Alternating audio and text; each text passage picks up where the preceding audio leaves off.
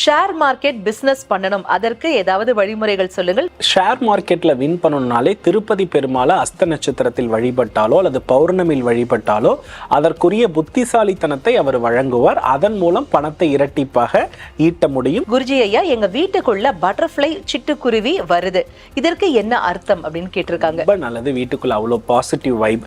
தெய்வம் எங்க இருக்கிறதோ அங்கதான் பட்டாம்பூச்சியும் சிட்டுக்குருவியும் வரும். குழந்தை பிறப்பதற்கான வழிமுறை. குழந்தை பிறப்பதற்கு அப்படின்னு எடுத்துக்கிட்டீங்கன்னா பிள்ளையார்பட்டி மக நட்சத்திரத்துல போயிட்டு ஒரு முறை தரிசனம் செய்து வாருங்கள், நன்மை நடக்கும். ஐயா, ஐப்பசி மாதம் வீட்டுக்கு பால் காய்ச்சினோம், இன்று வரை எங்களால் வீட்டை பூர்த்தி செய்ய முடியவில்லை. நம்ம நிறைய இதை பத்தி பேசியிருக்கிறோம்.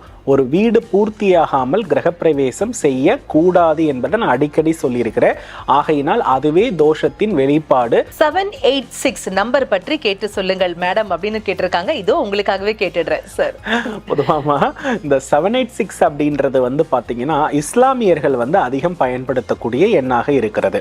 ஆனா இதோடைய கிரக சேர்க்கை பார்த்தோம்னா 7 என்பது கேதுவை குறிப்பது, 8 என்பது சனியை குறிப்பது, 6 என்பது சுக்கிரனை குறிப்பது.